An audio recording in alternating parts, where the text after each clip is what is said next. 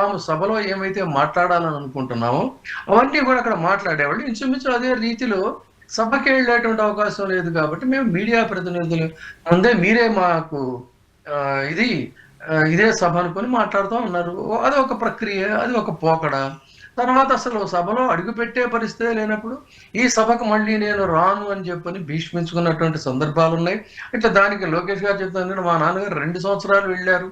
2 సంవత్సరాలు వెళ్ళిన తర్వాత ఆ పరిస్థితులు లేవు కాబట్టి ఆయన అన్నారు. ఆ రోజుల్లో 2 సంవత్సరాలు ఆయనకి వెళ్ళే అవకాశం ఉందేమో. మీకు ఇక్కడ జగన్మోహన్ రెడ్డి గారికి తొలి రోజు నుంచే అవకాశం లేదు. జయలలిత గారికి వెళ్ళిన తర్వాత అవమానం జరిగిన తర్వాత వెళ్ళే పరిస్థితులు లేవు. సో ఆధునిక రాజకీయాల్లో రాజకీయ పోకడలు అనేటువంటివి మారిపోయి గౌరవం, సంస్కృతి, సంప్రదాయాలు అనేటువంటివి మంటగలిసిపోయినప్పుడు సహజంగా ఇలాంటివన్నీ కూడా కొంగొత్త ప్రక్రియలు అనేటువంటివి పుట్టుకొస్తూ ఉంటాయి. అండ్ ముఖ్యంగా మనం చూసినట్లయితే లోకేష్ గారు రెడ్ బుక్ గురించి పదే పదే ప్రస్తావిస్తున్నారు. రెడ్ బుక్ లో ప్రతి ఒక్కరి పేరు రైట్ నేను రాసి పెట్టున్నాను, ప్రతి ఒక్కరికి తగిన శిక్ష పడేలాగా మా ప్రభుత్వం ప్రయత్నిస్తుంది అని కూడా చాలా ఖరాఖండిగా చెబుతున్నారు. మీరేం చెప్తారు రెడ్ బుక్ అమలుకు సంబంధించి? దీని గురించి అటు వైసీపీలో చర్చ జరుగుతుంది, మీడియాలో చర్చ జరుగుతుంది, కానీ నేనైతే ఇది ఒక హాస్యాస్పదమైనటువంటి అంశంగానే అనుకుంటున్నా. అంటే మనకి ఆ శంకర్ దర్శకత్వంలో ఒక సినిమా వచ్చింది. అందులో మొత్తం ఇలాగే అన్ని రాసుకొని కుంభీపాకం అని, లేకపోతే ఇంకొక శిక్ష అని, ఇలాంటివి అన్ని రకరకాల శిక్షలన్నీ కూడా అందులో విధిస్తూ ఉంటారు. ఆ విధంగా అని ఇక్కడ ఏంటంటే సర్టన్లీ రాజ్యాధికారం ఎవరి చేతిలో ఉంటుందో సహజంగా వాళ్ళ చేతిలో ప్రబలమైనటువంటి శక్తి ఉంటుంది.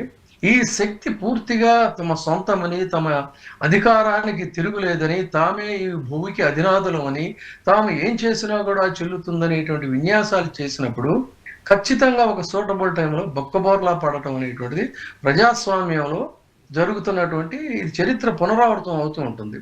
ఈ రోజున వాళ్ళకి ఆయనకు అధికారం ఉంది కాబట్టి ఇదే అన్నట్టుగా అనుకుంటున్నారు, కానీ అధికారం శాశ్వతం కాదు. కాబట్టి అధికారం ఎందుకు ఇచ్చారు మనకి అనే దాన్ని గుర్తెరిగి బాధ్యతాయుతంగా ప్రవర్తించినట్టయితే ప్రజలు మళ్ళీ ఆదరిస్తారు, మళ్ళీ అధికారం ఇవ్వడం కోసం ఆలోచిస్తారు. కానీ అధికారాన్ని ఎందుకు ఇచ్చారనేది మర్చిపోయి బాధ్యతలను విస్మరించి ఈ విధంగా వ్యవహరించినట్లయితే ఫలితాలు ఇంకో రకంగా ఉంటాయి. ఇది ఆయన శిక్షిస్తున్నాం, అది చేస్తున్నాం అని అనుకుంటే తాత్కాలికంగా భౌతికంగా కొంతమందిని మీరు ఇబ్బంది పెట్టవచ్చేమో, కొంతమందిని హింసించవచ్చునేమో, కానీ అంతిమ విజయం మాత్రం ఎప్పుడు కూడా దౌర్జన్యానికి కాదు. ఇది చరిత్ర చెబుతున్నటువంటి సత్యం. అండ్ ముఖ్యంగా సోషల్ మీడియాలో, సామాజిక మాధ్యమాలలో ఎవరైతే తమ మనోభావాలను లేకపోతే వాళ్ళు ఏమనుకుంటున్నారో, నేను ఇక్కడ లాంగ్వేజ్ గురించి మాట్లాడట్లేదు విజయ్ గారు, జస్ట్ వాళ్ళు వ్యతిరేకంగా మాట్లాడిన విషయాలకు సంబంధించి నేను మీ దగ్గర ప్రస్తావిస్తున్నాను. సో అలాంటి వారందరి పైన ఇప్పుడు కేసులు నమోదు చేయడం జరుగుతుంది. త్వరలోనే అరెస్టుల పర్వం కూడా కొనసాగబోతోంది అంటూ వార్త. ఫస్ట్ ఆఫ్ ఆల్ ఏం చెప్తారు మీరు ఈ కేసులకు సంబంధించి? భారత రాజ్యాంగం ప్రజలకి భావ ప్రకటన స్వేచ్ఛ ఇచ్చింది. భావ ప్రకటన స్వేచ్ఛకి ఎప్పుడైతే అణిచివేతకి ఎవరైతే ప్రయత్నించారో అలా ప్రయత్నించినప్పుడల్లా కూడా న్యాయస్థానం చొరవ తీసుకొని అనేక అంశాల్లో సంచలనాత్మకమైనటువంటి తీర్పులు చెప్పింది. ల్యాండ్ మార్క్ జడ్జిమెంట్స్ చాలా ఉన్నాయి. అయితే ఇక్కడ గమనించాల్సింది ఏంటంటే ఇదే భావనతో అంటే చాలా అమానవీయంగా, అమానుషంగా, అక్రమంగా అనేక మందిని ఆడపిల్లలని కూడా చూడకుండా ఇచ్చారీతిన అరెస్టులు చర్యలు చేస్తూ ఉంటే ఈ అరెస్టుల యొక్క పరిస్థితి, ఈ చట్టాన్ని పోలీసులు తమ చేతుల్లోకి తీసుకోవటం, ఇలా ఇష్టం వచ్చినట్టుగా వ్యవహరించడం ఇదంతా చూసిన తర్వాత కుక్కని గాడిదని ఒకే గాట కట్టేసినటువంటి రీతిలో ఇది ప్రొఫెషనల్ జర్నలిస్టుల పేర్లు కూడా వాడెవడో ఏదో చెప్పాడని అందులో వీళ్ళని లిస్ట్ అవుట్ చేయటం, ఇదంతా ఒక వ్యవస్థీకృత నేరాల్లాగా మసిపూసి మారేడికాయ చేయాలని ప్రయత్నించడం, ఇవన్నీ కూడా ఏంటంటే దిస్ ఇస్ టోటల్లీ అన్రూలీ. అందుకని ఈ పరిస్థితులు చూసిన తర్వాత నేను దీని మీద ప్రజా ప్రయోజన వ్యాజ్యం అనేటువంటిది ఏపీ హైకోర్టులో వేశాను. వేసిన తర్వాత గౌరవ హైకోర్టు ఇచ్చినటువంటి తీర్పు ఏమిటంటే అశ్లీలాంశాలని వీడియోలను పోస్ట్ చేసేటువంటి వాళ్ళని అరెస్ట్ చేస్తే తప్పేమిటి అనేటువంటి రీతిలో గౌరవ న్యాయస్థానం ఒక తీర్పు ఇచ్చింది. ఆ తీర్పును మనం గౌరవిస్తున్నాం. ఒక న్యాయస్థానమే కాదు, మనం సైతం గతంలో అనేక సందర్భాల్లో ఇలాంటి వేదికల మీద అశ్లీల వీడియోలు పోస్ట్ చేయటం, మహిళల్ని కించపరచటం, గౌరవప్రదమైనటువంటి వ్యక్తులను కించపరచడం కరెక్ట్ కాదు అని చెప్పని మనం కూడా చెప్పాం. అదే రీతిలో న్యాయమూర్తుల్ని సైతం విమర్శించేదానికి తెగబడి ఈ సోషల్ మీడియా వాళ్ళు చూస్తున్నప్పుడు అప్పుడు కూడా విమర్శించాం.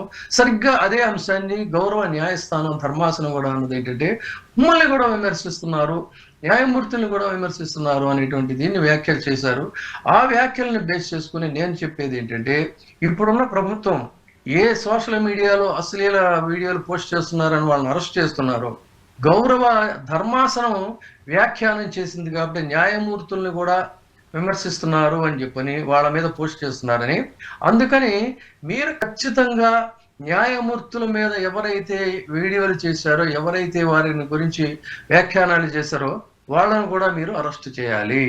అరెస్ట్ చేసినప్పుడే మీ నిజాయితీ, మీ నిబద్ధత, మీ నిష్పాక్షికత స్పష్టమవుతుంది. అదేవిధంగా విపక్షాల్లో అధికార పక్షం నుంచి ఎవరెవరినైతే మీరు, ఏ మహిళలను అయితే, ఏ గౌరవప్రదమైనటువంటి వ్యక్తులనైతే మీరు ఇష్టారీతిలో మీరు వాళ్ళని మార్ఫింగ్ చేసి, అది చేసి, ఇది చేసి పోస్ట్ చేశారో ఆ వాళ్ళని కూడా మీరు ఖచ్చితంగా వాళ్ళ మీద కూడా చర్యలు తీసుకోవాలి.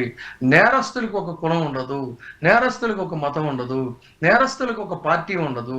అదేవిధంగా వారు ఏ పార్టీ వారైనా సరే వాళ్ళని ఈ పార్టీ ఆ పార్టీ అనే పార్టీల యొక్క రంగు కళ్ళద్దాల నుంచి చూడకుండా న్యాయపరంగా చూసి వాళ్ళ మీద కూడా చర్యలు తీసుకోవాలి. ఈ తీసుకునేటువంటి చర్యలు కూడా పోలీసుల చట్టాన్ని తమ చేతుల్లోకి తీసుకునేటటువంటి కాకుండా ప్రాపర్ వేలో లీగల్ గా ప్రొసీడ్ అవ్వాలి తప్ప పోలీసుల చట్టాలని తమ చేతుల్లోకి తీసుకోవటం, పోలీసుల రాజకీయ నాయకుల వ్యాఖ్యానాలు చేయటం ఇవన్నీ కూడా అభ్యంతరకరం. మన ఆంధ్రప్రదేశ్ పోలీసు వ్యవస్థకి ఒక గౌరవప్రదమైనటువంటి ఒక ఇమేజ్ ఉంది.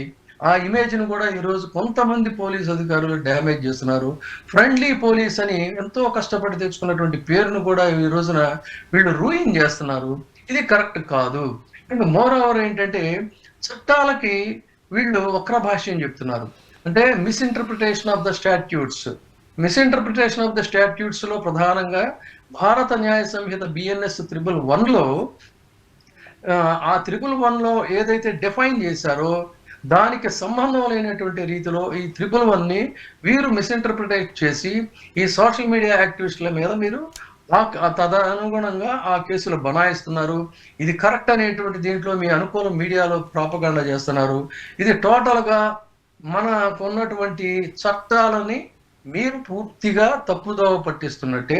అందుకని అవసరమైతే దీని మీద మేము సుప్రీం కోర్టుకి కూడా వెళ్ళడానికి అక్కడ ఢిల్లీలో ఉన్నటువంటి న్యాయ నిపుణులతో కూడా మేము సంప్రదిస్తున్నాం.